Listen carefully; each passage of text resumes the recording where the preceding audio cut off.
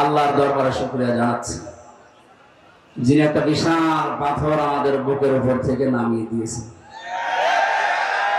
জবান খুলে বলেন আলহামদুলিল্লাহ। এটা যে একটা নিয়ামত, এটা মানেন তো? অনেকে এখনো পর্যন্ত নিয়ামত স্বীকার করতে রাজি না। তারা তো আসলে টের পায়নি, তারা তো বেহেশতে ছিল। এই কারণে ওরা যে নিয়ামত এটা এখনো মানে না, বলে না এটা একটা গজব। হ্যাঁ, ওয়ালা ইয়াজিদু যালিমিনা ইল্লা খাসারা। জালেমদের জন্য দিন যত যাবে এই দেশে এখন তাদের ক্ষতি বৃদ্ধি হতে থাকবে। কারণ কি? আনুনাজ্জিলু মিনাল কুরআনি মা হুয়া শিফাউ ওয়া রাহমাতুল লিল মুমিনিন। এই কোরআনে কারীম নাযিল করার ধারাবাহিকতায় আল্লাহ এমন এমন বিধান দিয়েছেন যেগুলো মুমিনদের জন্য শিফা, রোগ মুক্তির কারণ। ব্যক্তি, পরিবার, সমাজ এবং রাষ্ট্রে যে রোগগুলো আছে কোরআনে কারীম দিয়ে আগামীতে সবগুলো সংশোধন করা হবে ইনশাআল্লাহ। বৈষম্য বিরোধী ছাত্র আন্দোলনে যারা শহীদ হয়েছে, জীবন দিয়েছে, আহত অবস্থায় এখন হাসপাতালে আছে প্রায় 2700-র উপরে, আমি জানি 1750 উপরে প্রায় মারা গেছে এই দেশে। না, মারা যায়নি, শহীদ হয়েছে, মারা গেছে না। যে মানুষগুলো জীবন দিয়ে গেল, অনেকে এখনো পর্যন্ত স্বীকার করে না যে এরা শহীদ। আপনি ভুল পথে আছেন। জালেমের জুলুমের সামনে নিজের জীবনটা পর্যন্ত যে লোকটা দিতে পারে সে শহীদ হবে নাকি আরেকবার মরে দেখাও লাগবে? কোরআনে কারীম জানিয়েছে, ওয়ালা তাকুলু লিমান ইউকতালু ফি সাবিলিল্লাহি আমওয়াত বাল আহইয়াউ ওয়ালাকিন লা তাশউরুন। সূরা বাকারার 154 নম্বর আয়াতে আছে। তাফসীর ইবনে কাসির আর ফি সিলালিল কোরআন দেখবেন, ব্যাখ্যা লেখা আছে। আল্লাহ পাক বলেন, মুখ দিয়ে কোনোদিন এই কথা বলবি না। যেহেতু মানুষ মুখ দিয়ে কথা বলে, এজন্য মুখের উপর আল্লাহ নোটিশ দিয়েছেন। শুধু একজন দুইজনকে না, ওয়ালা তাকুলু, এটা বহু বচন। কেউ এ কথা বলার সাহস করবে না, কোনোদিন বলবে না যারা আমি আল্লাহর জন্য জীবন দিয়েছি এরা মারা গেছে। বরং এরা জীবিত, কিন্তু তোরা টের পাস না। এতটুকু আল্লাহ শেষ করেননি। আল্লাহ পাক বলেন, মানুষ মুখ দিয়ে কথা বলে, এরপরে অন্তর দিয়ে ধারণা করে। এই জন্য ধারণার উপর আল্লাহ দিয়েছেন নোটিশ। ওয়ালা তাহসাবান্নাল্লাযীনা কুতিলু ফি সাবিলিল্লাহি আমওয়াতা বাল আহইয়াউন ইনদা রাব্বিহিম ইয়ারযাকুন। সূরা আলে ইমরানের 159 নম্বর 69 নম্বর আয়াতে আছে, রব্বুল আলামিন বলেন, ধারণাও করবে না কোনদিন মনে মনে যারা শহীদ হয়েছে এরা মারা গেছে। না, এটা ধারণা করা যাবে। এত মর্যাদা আল্লাহ তাদেরকে দিয়েছেন। মাওলানা রবিউল ইসলাম, এখনই মরার দরকার নেই। যদি মরে, ঈমান নিয়েও যদি মারা যায়, এটা এখন যুবক মানুষ এখন বাঁচবে, সারের কথা বলতেছে, এমনি কয়েকদিন পর মরে যাবে। মানে যদি ঈমান নিয়েও মারা যায়, কয়েকদিন আগে হজ করে এসেছে তো আলহাজ জাহাঙ্গীর আলম প্রফেসর, মানুষ উনি যেন মারা যায় ঈমান নিয়ে মারা গেল, কবরে রেখে আসবে, ঘুমিয়ে পড়বে, কিয়ামতের আগে উঠবে, এর আগে আর খবর। এতটুকু শেষ। কিন্তু শহীদ আবু সাঈদ, শহীদ আল্লামা দেলাওয়ার হোসাইন সাঈদী রহমাতুল্লাহ আলাইহি 90 সালে ময়দানে তিনি একবার এসেছিলেন। এখন চলছে 24 সাল। এই 34 বছরের ভেতরে এখানে আর কোরআনের কথা এভাবে মনে হয় হয়নি।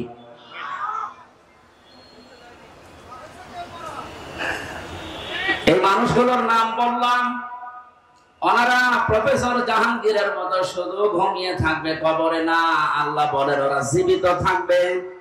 ইনদা রাব্বিহিম ইয়ারযাকুন, ওরা তাদের রবের কাছে রিজিক খাবে। সুবহানাল্লাহ। আমরা জানি মানুষ ঘুমিয়ে থাকলে খায় না, যেহেতু উনি ঘুমিয়ে পড়বে এই জন্য ওনার খাওয়ার দরকার নেই। যারা জীবিত থাকবে মানুষগুলোর খাবারের দরকার হয়, কিয়ামত পর্যন্ত মহান আল্লাহ শহীদদেরকে নিজে দায়িত্ব নিয়ে খাওয়াবেন। ধরে বলেন আল্লাহু আকবার। শহীদ আবু সাঈদের কি তার জীবনের কোনো মায়া ছিল না? কয়েকদিন আগে গিয়েছিলাম রংপুরে, কবর জিয়ারত করার পরে দেখলাম ওর বাবা বেরিয়ে এসেছে। আমরা বলছি হুজুর আমার ছেলেটা ছোটবেলা থেকে প্রতিবাদী, অন্যায় দেখলে ওর নিজের সমর্থন নেই, তারপরও প্রতিবাদ করত। এই শব্দটাকে তো আমরা চাই। অন্যায় যেখানে হবে প্রতিবাদ সেখানে হবে, এইটার আরবি নাম জিহাদ। এটাকে উল্টা পাল্টা নাম দিয়ে বহু নিচে নামিয়ে ফেলেছিল ইসলামের বিদ্বেষী যারা, তারা বানিয়েছে শব্দটাকে জঙ্গি, টেররিস্ট, সন্ত্রাসী, আরো কত রকমের নাম দিয়ে পৃথিবীর মানুষকে দেখিয়েছে যে এই দেশে জিহাদের নাম নিয়ে বিশৃঙ্খলা তৈরি করার জন্য অনেকে চেষ্টা চালিয়েছে। এরা সবচাইতে বেশি ভূমিকা পালন যারা করেছে, আমি নাম নিয়ে বলি, কাউন্টার টেররিজমের ওই সময়ের যে প্রধান ছিল মনিরুল ইসলাম। আমার যতটুকু বাস্তবতায় জ্ঞান আছে কোরআন আর হাদিসের উপরে, এই লোকটার অ্যাক্টিভিটিস, এই লোকটার কাজ কামের কারণে, এই তৎপরতার কারণে যত মানুষের জীবনে দেশে নষ্ট হয়েছে, গুম হয়ে আছে। এখান থেকেও একজন গুম হয়েছে, রেজওয়ান। গুম এই শব্দটা শুনতে যদিও ছোট মনে হচ্ছে, এটাতে কত বড় ভয়ানক এবং বিপজ্জনক একটা শব্দ। যারা এখন দায়িত্বে আছেন এত কড়াকড়ি করেন, কিয়ামতের আগে যেন এই দেশে আর কেউ গুম না হয়। আর আমরা চাই এই গুম শব্দের সাথে যারা জড়িত ছিলেন একটা কেউ যেন ছাড়া না হয়। কোথায় গেছে ভাই মনিরুল? কে যেন সেদিন এক কানা লোককে দেখলাম, অন্ধ, গান বানিয়েছে। কোথায় কাদের কাকা?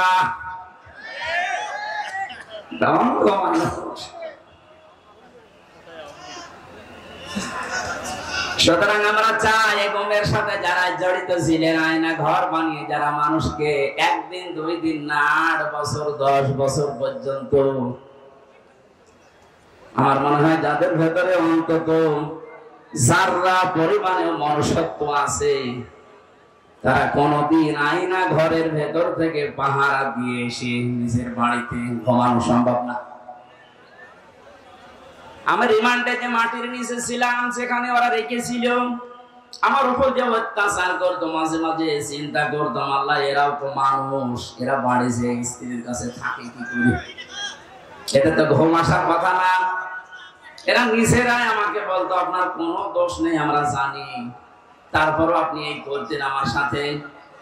কালো কাপড় দিয়ে চোখ বেঁধে, হাত পেছনে বেঁধে রেখে, মাথায় দড়ি দিয়ে টাঙিয়ে রাখতেন, আর আপনি বাড়ি যে ঘুমাতেন, ঘুম আসতো কি করে?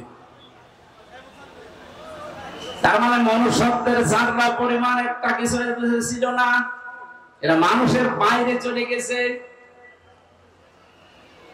আমার সাথে ভালোবাসতো আমাকে, তাই যদি এই করে যাদের করে দেখতেই পারে না, মাঝে মাঝে বলতো হুজুর আপনার ওয়াজ শুনি আমরা। ওরে শয়তান, কিসের ওয়াজ শুনিস তুই?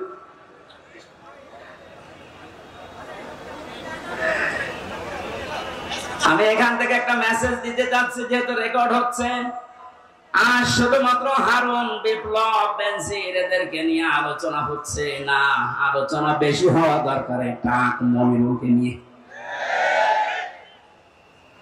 বহু মানুষের জীবনে লোকটা নষ্ট করেছে এই জঙ্গি নাটক সাজিয়ে, বিশ্বের কাছে দেখাতে চেয়েছে হ্যাঁ এদেশে এরকম কিছু আছে। 2 টাকা খরচ হলে সেখানে 20 টাকা রাষ্ট্রের খরচ করেছে। এ লোকটা শাস্তি হওয়া দরকার, নয়তো সামনে এরকম বহু শয়তান উৎপত্তি আছে, ওরা এসে আবার এটা চালু করবে। এটা যদি সেভাবে শাস্তি দেওয়া দরকার ওইভাবে দেওয়া যেত, সামনে এসে অন্যায় হবে বলে আশা করছি বন্ধ হয়ে যেত। কথা বলেন ঠিক কিনা? আমার মনে হয় আয়না ঘরটা একেবারে বিলুপ্ত না করে রেখে দেওয়া দরকার। তাম পৃথিবীর মানুষেরা কিয়ামত পর্যন্ত এই পৃথিবীতে যারা আসবে, বাংলাদেশে যারা দেখতে আসবে, এরা যেন দেখে বোঝে যে এই দুনিয়ায় বাংলাদেশ নামক যে দেশ ছিল, এ দেশে একটা জালেম ছিল। 1628 জন মানুষ দায়িত্বে ছিল, তার ভেতরে একজনের হাত খোলা ছিল, আর বাকি 1627 জন মানুষের হাত সব বাঁধা ছিল। গত কয়েকদিন আগে আমার যত মামলা ছিল সব ঢিসমিস হয়ে গেছে, সব বেকসুর খালাস দিয়ে দিয়েছে। আমি মনে করলাম মাননীয় আদালতকে প্রশ্ন করে যে, মাননীয় আদালত, এই মামলা তো 3 বছর আপনার কাছে ছিল, প্রত্যেক মাস 2 মাস 3 মাস পরে পরে মামলা আপনার কাছে আসতো, 3 বছরে কতবার এসেছে, আপনি কোনদিন এই মামলার রায় দিলেন না। আগে বলতেন যে হাত বাঁধা, এখন হঠাৎ করে রায় দিয়ে, শুধু রায় না, বেকসুর খালাস, তার মানে আপনি প্রমাণ করে দিলেন যে আমার কোনো দোষ নেই। কথা বলেন, আমার কোনো দোষ পাইনি, এই জন্যই তো আমাকে বেকসুর খালাস দিয়েছে। তাহলে আমার 3টা বছর যে নষ্ট করে দিলেন, কেড়ে নিলেন, যেভাবে কষ্ট দিলেন, আপনাকে জেলখানার কন্ডেম সেলের ভেতরে আমারে রাখলেন।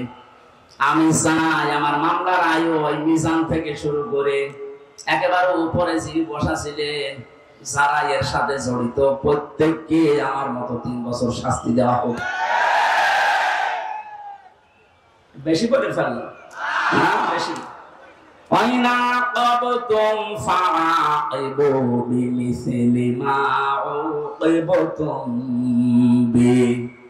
যতটুকু অত্যাচারিত তুমি হও, ওই পরিমাণে যদি করো, কোনো গুণা নেই। আমি তো এটাই চাচ্ছি। আপনি আমার উপরে যা করেছেন, আমারটা আমি বললাম, ব্যারিস্টার আরমানের উপরে যা করেছেন 8 বছর, আমাকে তো 1 তালা মাটির নিচে নিয়েছিলেন, আর ওরে নিয়েছে 3 তালা মাটির নিচে। আজান কি, দিন কখন রাত কখন আমরা জানতাম না, আন্দাজে ইশারায় নামাজ পড়তাম।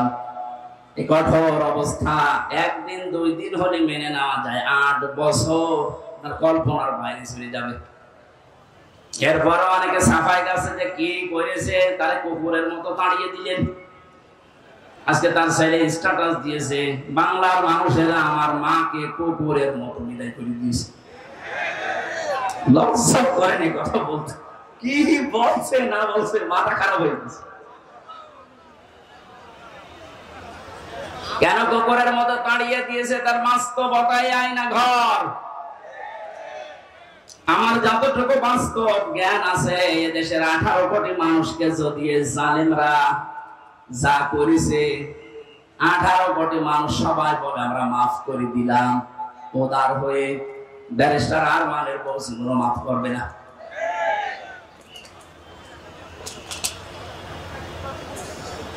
যে লোকটা নিজের জীবন এভাবে দিয়ে শাহাদত বরণ করলেন, বাংলার হাজার হাজার মানুষকে মুক্ত করার জন্য মুখ খুলে কথা বলা, বুক ফুলিয়ে বেড়ানো, এই সুযোগ যিনি করে দেওয়ার জন্য উৎসাহ দিলেন শহীদ আবু সাইদ, তাকে পর্যন্ত অনেকে শহীদ বলতে রাজি না, বুঝোয়া আত্মহত্যা করেছে। মানুষ কি অবস্থায় ছিলেন 16 বছর আপনি টের পাননি? আপনি টের পাবেন কি করে? আপনি তো বাতিলের 5 আটা গোলামি করেছেন। আমাকেও বলেছিলাম কুষ্টিয়া ভার্সিটিতে ওলামা লীগের সেক্রেটারি তোমারে বানাবো, শুধু আমাদের উন্নয়নমূলক কাজগুলো তুলে ধরবা। কি উন্নয়ন করেছেন আপনি? শুধু মোড়ে মোড়ে মানুষের ছবি আর মূর্তি। কত হাজার কোটি টাকা খরচ করে এগুলো বানালেন, কি হয়েছে? 5 তারিখে 1:30টার সময় পালালেন, 5টা বাজতে বাজতে দেশের একটা জায়গা আমি দেখলাম না আছে। 2 জায়গায় দেখেছি একটু সিটা ফোটা, ওই রংপুরের এলাকায়, ওখানে আবার উপরে লিখে দিয়েছে চোর। কি অপমান করলে আপনি অপমান হবে? এখনো পর্যন্ত যদি কেউ জালেমের সাফাই গান আর এই মাসলুমের পক্ষে কথা না বলেন, আপনিও আর এক জালেম। শহীদ আবু সাইদ যেটা করে দেখিয়েছে, শহীদ মুগ্ধ ভাই, ইয়ামিন ভাই, রায়হান ভাই, 1750 উপরে জীবন দিয়েছে এই দেশে 5 তারিখের আগ পর্যন্ত। যারা এগুলো জীবন দিয়ে গেল, উৎসাহ দিয়ে হাজারো মানুষকে, লক্ষ মানুষকে রাস্তায় নামিয়ে জালেমকে বিদায় দিল, আল্লাহ প্রত্যেককে শাহাদতের সর্বোচ্চ মাকাম যেন দান করে। কোনদিন কথা বলবেন না মারা গেছে, ধারণাও করবেন না।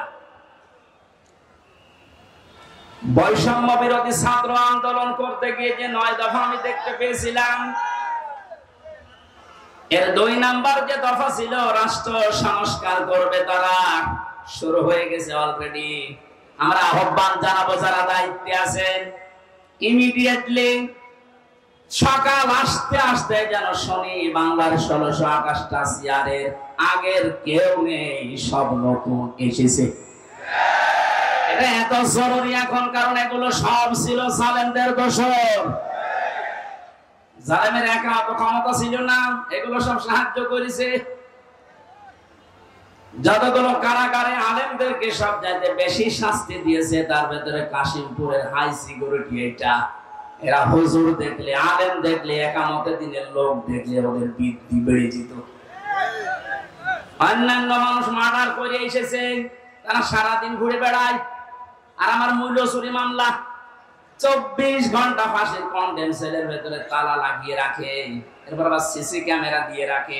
আমার সাথে কেউ কথা বলো, এমনি মুখ দিয়ে কথা বের হচ্ছে, ভেতরে কত জ্বালা বলেন তো আমার। আমি আহ্বান জানাবো 1,10,000-এর উপরে এখনো পর্যন্ত বাংলার বিভিন্ন কারাগারে মানুষ বন্দী আছে।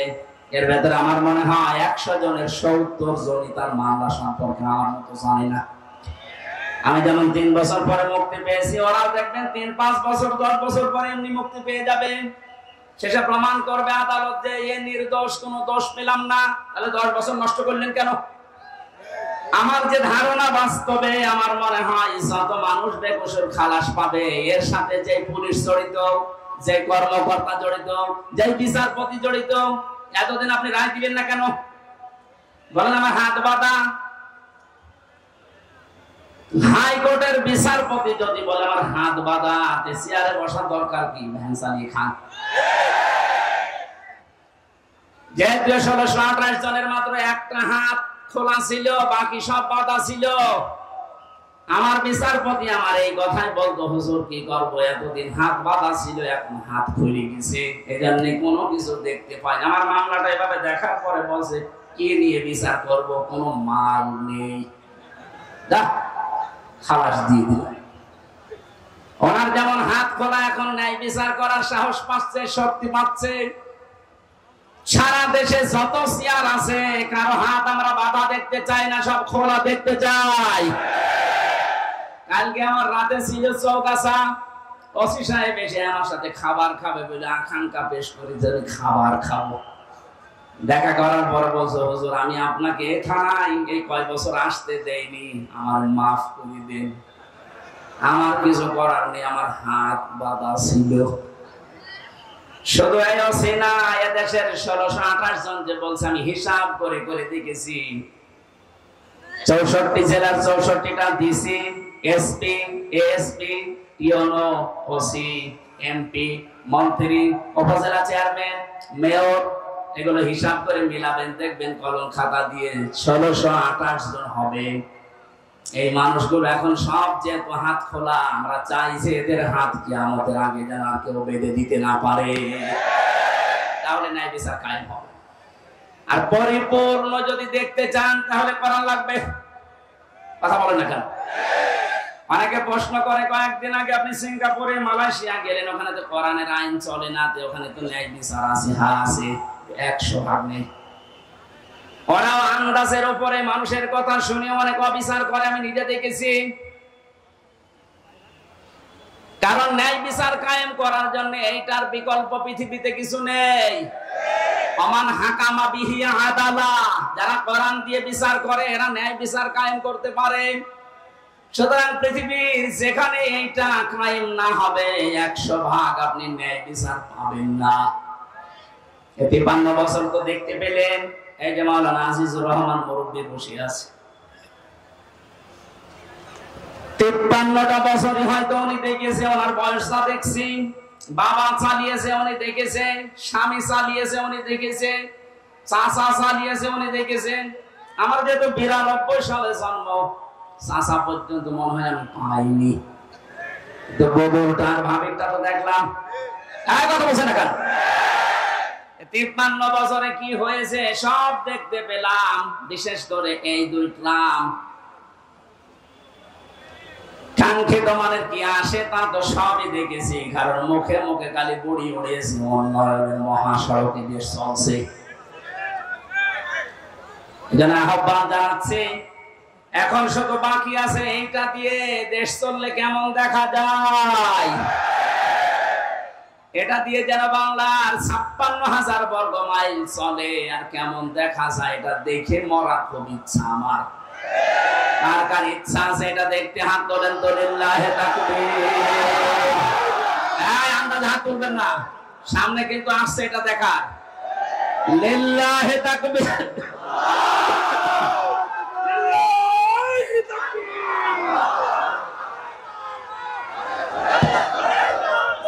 আল কোরআনের আলো, আল হাদিসের আলো, বলবে এবার সোনার দেশ জামাত ইসলামী বাংলাদেশ, বলবে এবার সোনার দেশ। আমি একটা হাদিস বলছি, এবার দেখেন তো এটা মানা যায় কিনা। না 98% সঠিক, 2% সমস্যা আছে নাকি? এদেশে এক দরবেশ বলে না যে কোরআনের সমস্যা আছে, এটা মেজর না, বলে নাই দরবেশে? আমি এখন যে হাদিস বলছি কি 98% না 100% সত্য? 100% সত্য যদি বিশ্বাস করেন মানবেন তো?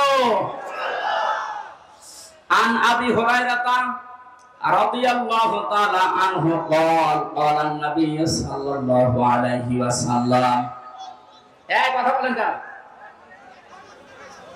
কথা বন্ধ করেন, এটা গুরুত্বপূর্ণ বিষয়, ভালো করে শুনেন, শুনতে পারলে হবে। বসেন। মানিত্তাবাল হুদা বিগাইরিল কুরআন আদাল্লাহুল্লাহ। তিরমিজি শরীফের হাদিস, যে 6টা গ্রন্থ হাদিসের অথেন্টিক আছে, তার ভেতরে এটা একটা। আল্লাহর নবী জানিয়েছেন এই পৃথিবীতে কোরআন বাদ দিয়ে ভালো হওয়ার নিয়তেও যান, আপনাকে খারাপ বানানোর দায়িত্ব হামজার। তাহলে দল্লায়া দিল্ল দিত, আপনি নিজেই নিজেকে খারাপ বানিয়ে ফেলেছেন। এটা যেহেতু ভাবে ইফআল থেকে এসেছে, বাংলা অর্থ দাঁড়িয়েছে, আপনি হয়তো ভালো হওয়ার নিয়তে কোন জায়গায় গিয়েছিলেন, কিন্তু সেখানে কোরআন ছিল না, কোরআনের কর্মসূচি চলে না, আপনি গেলেন কেন সেখানে? এই জন্য আল্লাহ নিজে দায়িত্ব নিয়ে আপনাকে গোমরা বানাবে, আর গোমরা মানুষ যাবে। সুতরাং আজকের এই ময়দানে গরমে শুধু আসা না, কঠিন একটা সিদ্ধান্ত নিয়ে যাওয়া লাগবে। কোরআন যেখানে নেই, ওই দরবার যদি আমার বাবাও কায়েম করে, ও দরবারে আমি নেই। কোরআন যে রাজনৈতিক দলে নেই, যাদের কর্মসূচিতে কোরআন নেই, ও রাজনৈতিক দলের প্রতিষ্ঠাতা যদি আমার বাবাও হয়, আমি ওই দলে নেই। কারা কারা এটা মানতে পারবেন দেখি? আন্দাজ হাত তুলবে না কিন্তু। দেখেন তো, হাত তোলেনি কে? দেখেন তো। নারায়ে তাকবীর, নারায়ে তাকবীর, আল কোরআনের আলো, সংসদে আলো, নারায়ে তাকবীর। পুলিশের হাত তোলার দরকার নেই, পুলিশ তো নিরপেক্ষ থাকবে, পুলিশ হাত না। তারপর আপনাদের কোরআনের পক্ষে থাকা লাগবে। আপনি কি জাহান্নামী হতে চান? এটা আমি আর কি করার জন্য, খেলা করার জন্য বলি না। কোরআন যেখানে নেই, সে যে দল হোক, যদি জামাতে ইসলামী বাংলাদেশের ভেতরে কোরআন না থাকে, কোরআনের কর্মসূচি না থাকে, এই দলে থাকা, এখানে সাপোর্ট করা হারাম। বলেন? কিন্তু কোরআন যদি থাকে, কোরআনের কর্মসূচি থাকে, ওখানে সাপোর্ট করা, রায় দেওয়া, ভোট দেওয়া, সমর্থন দেওয়া, সুপারিশ করা ফরজ, নামাজের মতো ফরজ। বলেন? আমার মনে হয় মাহফিল আজকে হয়ে গেছে, যদি আপনি মেনে নিতে পারেন তাহলে মোনাজাত করে দিন। কে ওয়াজ করবো আর আজকে আমরা তেলাওয়াত করেছি গুরুত্বপূর্ণ একটা আয়াত, সূরা আলে ইমরানের 102 নম্বর আয়াত। আমরা তো জন্মের পর থেকে আয়াতটা শুনছি, কিন্তু তিনটা বিষয়ের ভেতর আল্লাহ এমন ভাবে সাজিয়েছেন, যেহেতু তাফসীরুল কোরআন মাহফিল লিখেছেন, আমরা হক আদায় করার একটু চেষ্টা চালাচ্ছি ইনশাআল্লাহ। জবান খুলে আগে একটু তেলাওয়াত করেন, আউযু বিল্লাহি মিনাশ শাইতানির রাজিম, বিসমিল্লাহির রহমানির রহিম, ইয়া আইয়ুহাল্লাযীনা আমানু তাকুল্লাহা হাক্কা তুকাতিহি ওয়া লা তামুতুন্না ইল্লা ওয়া আনতুম মুসলিমুন।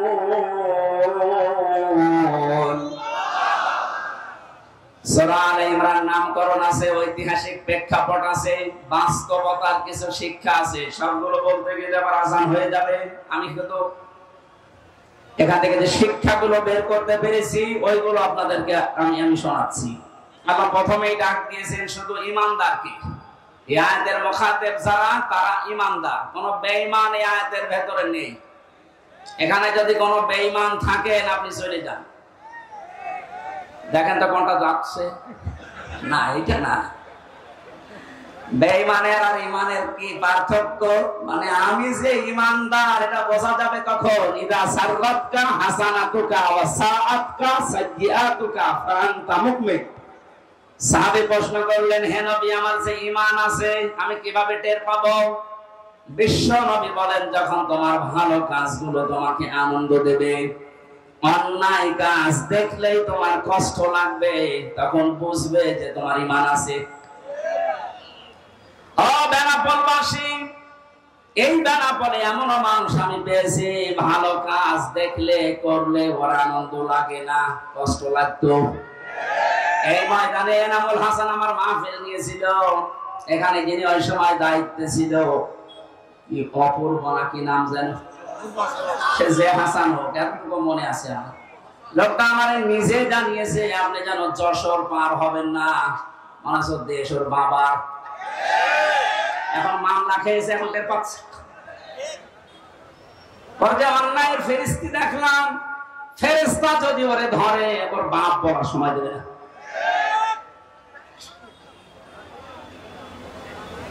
আল্লাহ গজব থেকে যে আপনাদেরকে বাঁচিয়েছে, এখন যিনি আছে মনে হয় আল্লাহর ওলি হবে।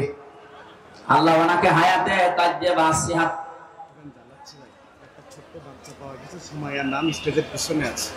একটা ছোট বাচ্চা পাওয়া গেছে সময় স্টেজের পেছনে আছে। যদি কারো হয়ে থাকে, মাইকের আওয়াজ যাচ্ছে যত দূর, ওখান থেকে নিয়ে যান। আমার ভাইরা, কি বলতে গেলাম তো সাথে ভুলে গেলাম। এভাবে হঠাৎ করে আসলে ঠিক আছে, ওইটুকু মনে আছে আমার। সম্মানিত ভাইরা, যে যিনি আছেন দায়িত্বে, এই যে কিছুদিন আগে যশোরে যিনি এসপি হিসাবে দায়িত্ব পালন করার জন্য এসেছেন, ওনার একটা ভিডিও দেখলাম। মানে দায়িত্ব নেওয়ার পর তিনি জানিয়েছে, পুলিশের এই চাকরি আমি জান্নাতে যাওয়ার মাধ্যম মনে করি। এটা একটা আল্লাহর ওলি যদি কথা মতো কাজ করতে পারে। মসজিদের ইমাম সাহেব যদি বলে আমি ঘুষ খাই না, ওরে ঘুষ দেবে কে? আরে বেনাপোলের ওসি সাহেব যদি বলে আমি ঘুষ খাই না, এটা আল্লাহর ওলি। কারণ একেবারে আল্লাহ সব খুলে দিয়েছে। সুতরাং যিনি দায়িত্বে আছেন, আল্লাহ যেন তার ভেতরেও যশোরের এসপি সাহেবের মতো আল্লাহর ভয়, আখিরাতের ভয়, জান্নাতের আশা ঢুকিয়ে দেন। বলেন আমিন। আমি ওসি সাহেবের জন্য দোয়া করছি। এই বিশাল আয়োজনে অনেক আঞ্জাম দিয়েছেন, অনেক পুলিশ সদস্য পাঠিয়ে, যদিও পুলিশরা দাঁড়িয়ে আছে, কিছুই করছে না। আমরা কোন ঝামেলা হলে একটু দেখেন ভাই, আশা করছি হবে না। এখন কিছুদিন আগে বাংলাদেশ জামাতে ইসলামী কুষ্টিয়া জেলা শাখার থেকে 550 আলেমকে দাওয়াত দিয়েছিল। সব ঘরনা আলেমরা এসেছিল। 550, 3.5 ঘন্টা 4 ঘন্টা আমরা আলোচনা রেখেছি কোরআন হাদিস দিয়ে। কোনো বাধা নেই, কোনো উস বিষ নেই। আপনি বলেন তো 5 তারিখের আগে আগস্টের 550 না 5.5 জন আলেম এক জায়গায় হলে 10টা মামলা হয়ে যেত। কোথা থেকে আল্লাহ কোথায় আমাদেরকে পৌঁছিয়ে দিয়েছে, এ নিয়ামতের শুকরিয়া আদায় করা দরকার না? আসলে এই নিয়ামতের শুকরিয়া আদায়ের মাধ্যম 3টা। আপনাদেরকে আমি খুব শর্টকাটে বলছি। পৃথিবীতে যে কোনো নিয়ামত যদি পান, নিয়ামতের যে শুকরিয়া আদায়, এতদিন শুনেছেন যে আলহামদুলিল্লাহ বললেই হয়ে গেল না, এটা একটা বাক্য। এটা কি? নিয়ামতের শুকরিয়া আদায় হবে 3টা বিষয় মানলে। 1 নম্বরে আপনাকে মুখে বলা লাগবে যে এটা নিয়ামত। এটা কি? এদেশের 100 জনের 80 জন বিশ্বাস করছে, মেনে নিয়েছে যেটা নিয়ামত, খালি 20 জন এখনো মানে না। এই কথা বলেন। এই জন্য একটা উদাহরণ আমার মনে পড়ছে। হোস্টেলে খাবার খায় 100 জন। সকালবেলা ওদের দেওয়া হয় পাউরুটি আর কলা। 20 জন বলছে চা দেওয়া হচ্ছে, এইভাবে দেওয়া হোক, আমাদের অসুবিধা নেই। 80 জন বলছে না, এই খাবার আমরা খাবো না, আমরা মেনু পাল্টাতে চাই। হোস্টেল ম্যানেজারকে ডাক দিয়েছে যে স্যার, আমরা কেউ চাই রুটি, কেউ চাই রোল, কেউ চাই খিচুড়ি, এভাবে বিভিন্ন নাম দিয়েছে। উনি বলছে তাহলে ভোট দাও। ভোট দিয়ে দেখা গেল যে 20 জন আগে ছিল কলা পাউরুটি, ওরা 20 জনই আছে। বাকি ভোট দেওয়ার পরে 15 জন চেয়েছে রোল, 18 জন চেয়েছে চিড়া, 19 জন চেয়েছে হয়তো খিচুড়ি। এভাবে ভাগ ভাগ করে দেখা গেল যে 80 জন ভাগ হয়ে 20 পর্যন্ত আর যেতে পারে না। এটা বললাম এই কারণে, এখন কিন্তু সময় ঠিক ওই কায়দায় চলছে। এই কথা বলছেন। আমরা সংখ্যা এখন কম না। 5 তারিখের পর থেকে আজকের 11 তারিখ, আজকে 11 তারিখ না, 1 মাস 6 দিনের রিপোর্ট আমরা পেয়েছি, বিবিসি রিপোর্ট দিয়েছে। 5 তারিখে, আগস্টের 5 তারিখের আগ পর্যন্ত এই দেশে মাত্র 100 জনের 15 থেকে 16 জন মানুষ চাইতো যে দেশে ইসলাম কায়েম হোক। কিন্তু 1 মাস 6 দিনের ব্যবধানে গতকালকের রিপোর্ট, এই দেশে এখন 41 জন, কয়েকদিন আগে 36 জন ছিল, এখন 100 জনের 41 জন মানুষ চাচ্ছে যে এই দেশে ইসলাম কায়েম হোক। এভাবে যদি কিছুদিন যেতে থাকে, আপনি দেখবেন 51% মানুষ যদি চায় যে দেশে আল্লাহর আইন দিয়ে চলো, কোন মহারথী আর বাধা দিয়ে ঠেকাতে পারবে না ইনশাআল্লাহ।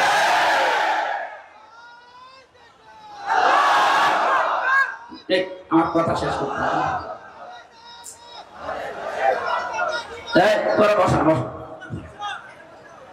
সম্মানিত ভাইরা, আমরা 80 জন, এরপরও আমরা 20 জনের সাথে পারছি না, কারণ ওরা সব এখনো কলা পাউরুটিতে আছে। কথা বলেন। আমরা 80 জন যদি এখন ভাগ ভাগ হয়ে 15, 17, 18, 19 চাই, 20 পার হতে না পারি, কিয়ামতের আগে কিন্তু এদেশে আল্লাহর বিধান আসবে না। আমরা চাই ছোটখাটো বিষয়ে সব মতপার্থক্যবাদ। এই আয়াতের পরবর্তী আয়াতে এই কথাগুলো আল্লাহ দিয়েছেন, তোমরা সবাই মিলে ঐক্যবদ্ধ হয়ে আল্লাহর রজকে আঁকড়িয়ে ধরো। মাওলানা মামুনুল হক হাফিজাহুল্লাহ 3 বছর আমার সাথে ছিল, পাশের রুমে। উনি মাঝে মাঝে আমারে বলতেন, হামজা, বাইরে ভাবতাম কি আর ভেতরে এসে দেখছি কি। আমরা মারামারি করতাম বাইরে, 5 কলিনা 3 কলিনা লম্বা টুপি এই নিয়ে। মওদুদী রহমাতুল্লাহ আলাইহির এই ভুল আমরা ধরতাম। কেউ হাত বাঁধা নিয়ে, কেউ মোনাজাত নিয়ে ফতোয়াবাজি করতাম। আর এখানে এসে বাস্তবতায় কি দেখছি, বাইরে যদি যেতে পারি, কথা দিয়ে গেলাম তোমার সাথে, বাইরে যেতে পারলে সব ছোটখাটো বিষয় বাদ আমরা সব এখন আল্লাহর দ্বীনের জন্য এক হব। আমি দেখতে পাচ্ছি উনি ওনার কথা রাখতেছেন। সব ঘরানার ইসলামী মাইন্ডের হোক আর যারা উদারপন্থী এই দেশে আছে, জালেম বাদ দিয়ে, তারা সব এখন প্রায় এক হয়ে গেছে। যেহেতু এটা ফরজ উনি উপলব্ধি করেছে। উনি তো আর আমার মতো ছোটখাটো হুজুর না, শাইখুল হাদিসের বেটা শাইখুল হাদিস। এখন বলে দেখানো যে সিদ্ধান্ত নিয়ে এগিয়ে এসেছেন। আর যেভাবে মানুষ ছাড়া দিচ্ছে দেশের সব ইসলামপন্থী মানুষেরা, সামনে একটা সম্ভাবনা আমি দেখতে পাচ্ছি। ভেতরের অবস্থাটা বাইরে এসে এখন যেটা বুঝলাম, আমার আল্লাহ মনে হয় চাচ্ছেন যে তার কালাম দিয়ে আমাদের এই দেশটা চলুক। এই জন্য পাঠাতে হবে ডিপজলকে, মিশন সওদাগরকে, পরিমণিকে পাঠাবেন, দেখে মাওলানা আজিজুর রহমান। কথা বলে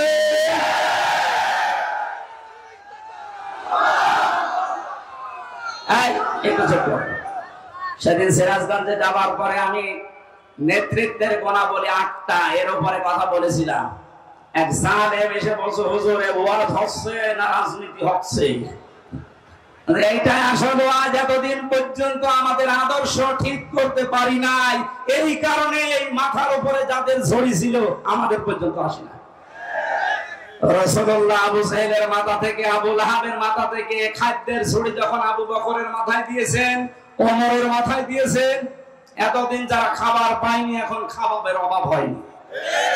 ঝড়ি তো একই ছিল, শুধু মানুষ পাল্টিয়েছে। কথা বলেন ঠিক কিনা?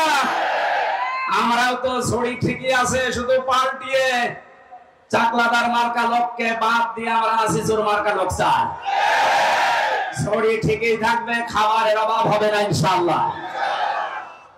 আপনি কি বেশি বলে ফেললাম? না না, কিসের বেশি, কম হয়ে গেছে। আমি যেটা বিশ্বাস করছি কোরআন পড়ে কোরআন দেখে, সেইটাই আমি জানাচ্ছি। খালি ঝড়ি পাল্টিয়ে দেন, এদেশে কোনো কিছুর অভাব নেই, শুধু সৎ নেতৃত্ব আর যোগ্য বন্টনের অভাব। এই কারণে আমরা খাবার পাই না। এগুলো ফিরিয়ে দেন, দেখেন কি হয়। আপনাদের এলাকা তো সাক্ষী, মাওলানা রিয়াসাত আলী এখন বলছে না কেন? এই পাশের থানায় ছিল কে? মুহাদ্দিস আবু সাইদ। এর চাইতে জ্বলন্ত সাক্ষী আর কি চান? দিয়ে দেখেন তো এরকম মানুষকে। আমি কথা দিয়ে যাচ্ছি, যদি যা বলছি না মেলে, আমি জীবনে মাহফিলে আর কোরআনের কথা বলবো না, আপনাদের মতো হয়ে যাবো। যান। এই জন্য আল্লাহ ভালো কাজ দেখলে যদি আমাদের ভালো লাগে, আনন্দ লাগে, অন্যায় দেখলে যদি কষ্ট লাগে, দুঃখ পান, বুঝবেন যে আপনার ভেতরে আর যা থাক ঈমান আছে। এইরকম ঈমানদারকে আল্লাহ ডাক দিয়েছেন, ইত্তাকুল্লাহ, আমি আল্লাহকে ভয় করো। তাকওয়ার ব্যাখ্যা এতদিন পর্যন্ত কি শুনেছেন আমি জানি না। অনেকে মনে করে তাকওয়া মানে বিশাল জুব্বা গায়ে দিয়ে, পাগড়ি মাথায় দিয়ে, হাতে একটা তসবিহ নিয়ে শুধু ওই সারের মতো পান খাবেন। না, আমি পান খাই না। আমি দেখেছিলাম বাস্তবে পাবনায় একবার, এক হুজুর আমার আগে ওয়াজ করছে, আমার ভাইরা, আমার এই পীর এত বড় আল্লাহর ওলি, প্রতিদিন 30টা করে পান খান, প্রতি পানে হাকিমপুর জর্দা খায়। মরিদরা বলছে সুবহানাল্লাহ। এইটাই যদি সুবহানাল্লাহ হয়, নাউজুবিল্লাহ হবে কোন জর্দায়? আপনাদের এলাকায় যেহেতু এই জিনিস তৈরি হয়, এই জন্য ওই জিনিসের কথা তো বলা যাচ্ছে না। এটা কি এখনো তৈরি হচ্ছে? আমি আকিস গ্রুপে চাকরি করতাম 8 দিন হাসপাতালে ঢাকাতে। ডাক্তার মোহাম্মদ মহিউদ্দিন আকিস সাহেবের বড় ছেলে, বলেছিলাম স্যার এই অখাদ্য কুখাদ্য একটু বাদ দিয়ে অন্তত খাদ্য তৈরি করেন মানুষের। ওনার মনে হয় এটা বেঁচে দেওয়ার কথা। কি করেছে আমি তো 3 বছরের ভেতরে আমি আর জানি না। এই যে এইরকম দৃশ্য দেখলে আমরা আল্লাহর ওলি মনে করি, তাকওয়াবান মনে করি না। তাকওয়া হচ্ছে যেখানে যিনি দায়িত্ব পালন করবেন ওই জায়গাতে শিক্ষা এবং দীক্ষা নিয়ে, কথাগুলো খেয়াল করে, যেখানে যেই লোকটা বসবে, দায়িত্ব পাবে, ওই বিষয়ের উপরে তার শিক্ষা লাগবে, প্রশিক্ষণ লাগবে, এবং বাস্তবে সে যেন সুচারুরূপে কাজটা আঞ্জাম দিতে পারে। এর আরবি নাম তাকওয়া। এইটাই করতে চাই বাংলাদেশ জামাত ইসলামী এবং ইসলামী ছাত্র শিবির। বাস্তব দেখছি, এই কারণে বলছি, যোগ্যতা সম্পন্ন মানুষ শিক্ষা এবং দীক্ষা দিয়ে জায়গায় তুলে দেন, আল্লাহর কসমে দেশটা দাঁড়িয়ে যাবে ইনশাআল্লাহ। একটা নাস্তিক, আল্লাহ বিশ্বাস করে না, অধ্যাপক আনিসুর রহমান, এর একটা ঘোষণা দিয়েছে, বাংলাদেশ জামাত ইসলামী এবং ছাত্র শিবিরের হাতে 5টা বছর তুলে দেন। উনি গ্যারান্টি দিচ্ছে দেশে দুর্নীতি, চুরি, অন্যায়, অবিচার সব 5 বছরে বিদায় নিয়ে চলে যাবে। আল্লাহ বিশ্বাস করে না এই লোকটা এই কথা বলতে পারে। আর আপনি একটু নামাজও তো পড়েন, নামের আগে হাজি আছে, তাও আপনি বিশ্বাস করেন না। আপনি ফিরে এসে দেখেন কি হয়। আমার বংশের 100 জনের 98 জন ছিল এই জালেমের পক্ষে। আগস্টের 5 তারিখের বিকাল আসতে আসতে আমারে কল দিয়ে বলছে, বাবাজি আমরা সব পাল্টিয়ে গেছি, মানে সব আমরা এখন জামাতে ইসলাম। এখন জামাতে ইসলাম। ওরা বুঝে ফেলেছে যে জালেমরা এই পৃথিবীতে আর প্রতিষ্ঠিত হতে পারবে না, কারণ আমরা 80 জন, ওরা মাত্র 20 জন। এই কথা বলেন না কেন? এখানে ছোটখাটো বিনা বিষয় নিয়ে আর গন্ডগোল করা যাবে না। সব এখন আমরা এক হব। 80 জন যদি এক জায়গায় হতে পারি, সত্য কথা বলছে, কিয়ামতের আগে দেশ থেকে আর কোন জালেম চেয়ারে বসতে পারবে না ইনশাআল্লাহ। এই জন্য আমাদের উচিত হচ্ছে তাকওয়ার যে ব্যাখ্যাটা আধুনিক বললাম, হ্যাঁ তাকওয়া মানে আল্লাহর ভয়, তাকওয়া মানে নিষিদ্ধ কাজ ছেড়ে দেওয়া আছে। আসল ব্যাখ্যা এইটা, আর এইটাই জামাত ইসলামী বুঝেছে। এজন্য যোগ্যতা সম্পন্ন মানুষ তৈরি করা, শিক্ষা দেওয়া, প্রশিক্ষণ দেওয়া, ওই জায়গা চালানোর মতো কোয়ালিটি তৈরি করে বসিয়ে দেওয়া, এটা যদি সত্যি আমরা করতে পারি, এই তাকওয়া, আল্লাহ কি জানিয়েছেন? ওয়ালাউ আন্না আহলাল কুরা আমানু ওয়াত্তাকাউ লাফাতাহনা আলাইহিম বারাকাতিম মিনাস সামাই ওয়াল আরদ। আল্লাহ বলেন আমার উপর ঈমান আনার পরে যদি তাকওয়া অবলম্বন করতে পারো, তার মানে এইভাবে যেভাবে প্রশিক্ষণ দিয়ে 3 মাস 6 মাস 1 বছর পরে পরে খুঁটি বানায় এক একটা, এভাবে যদি তৈরি করে নিতে পারো, আমি আল্লাহ গ্যারান্টি দিচ্ছি লাফাতাহনা, লামে তাকিদ সুপারলেটিভ ডিগ্রি, এটা যত রহমত বরকতের দরজা আকাশ জমিনে আছে আমি আল্লাহ সব খুলে দেব। জোরে বলেন সুবহানাল্লাহ। এটা আমরা দেখতে চাই না?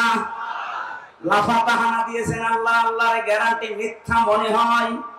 বলেন 100% বিশ্বাস করে আল্লাহর কোরআনের এই সূরা আনআমের আরাফের 96 নম্বর আয়াতটা আল্লাহ যখন গ্যারান্টি দিলেন ঈমান আছে তোমাদের, এই অনুযায়ী তাকওয়া অবলম্বন করো, যোগ্য ব্যক্তি তৈরি করে যোগ্য জায়গায় তুলে দাও, আমি আল্লাহ পাক এই 2টা শর্ত দেখলে আকাশ আর জমিনের বরকতের দরজা খুলে দেব। কত হাজার কোটি টাকা পাচার হয়েছিল, 4 ভাগের 3 ভাগ ফেরত আসতেছে ইনশাআল্লাহ। যারা দায়িত্বে আছে এই মানুষগুলো যদি এই করতে পারে, যাদের ভেতরে 100% তাকওয়া, ডক্টর আনায়েতুল্লাহ আব্বাসী কয়েকদিন আগে ঘোষণা দিয়েছে, তাকওয়াবান মানুষগুলো যদি সত্যি চেয়ারে বসতে পারে, শুধুমাত্র টাকা যা পাচার হয়েছে এগুলো না, যারা এখনো বন্ধ করে রেখেছে ওইগুলো আল্লাহ ফেরত নিয়ে এসে দেবে ইনশাআল্লাহ। এক দরবেশের দিকে তাকিয়ে দেখলাম 36,000 কোটি টাকা ঋণ করেছে। দরবেশের অবস্থা যদি এই হয়, যারা ধরবেশ এদের অবস্থা কোন জায়গায়? সব কয়টা বিভাগেরা এমন জায়গায় পৌঁছিয়েছিল, শয়তান থেকে হাসতো যে আমি আর কি শয়তানি করবো, এটা আমার চাইতে বড় শয়তান। এখানে তাকওয়ার আমি এখানে 9টা ব্যাখ্যা পেয়েছি, সংক্ষেপ করছি। আপনারা একটু তাফসিরে ফি জিলালিল কোরআনটা একটু দেখবেন। এটা আমি জেলখানায় থাকতে বেশি স্টাডি করেছিলাম, এই জন্য রেফারেন্স গুলো এখান থেকে বলা হয় বেশি। ওয়ালা তামুতুন্না, মৃত্যুবরণ করবা না, ইল্লা ওয়া আনতুম মুসলিমুন, যতক্ষণ মুসলমান হতে না পারো। এই ঘোষণা কার? আরো জোরে বলেন। মুসলিম শব্দটা ইসলাম থেকে, সিলমন থেকে এরকম ভাগ করে এসেছে। এই পৃথিবীতে যে ইসলাম আমরা বলি, এটা 2 প্রকার। ইসলাম কয় প্রকার? আরো জোরে বলেন।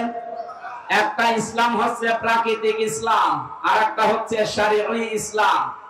প্রাকৃতিক ইসলাম এই যে আম গাছে আম ধরা, সূর্য যেদিকে উঠতেছে তৈরি হওয়ার পর থেকে কিয়ামত পর্যন্ত ওইভাবে ডুবতে থাকবে, এটা প্রাকৃতিক।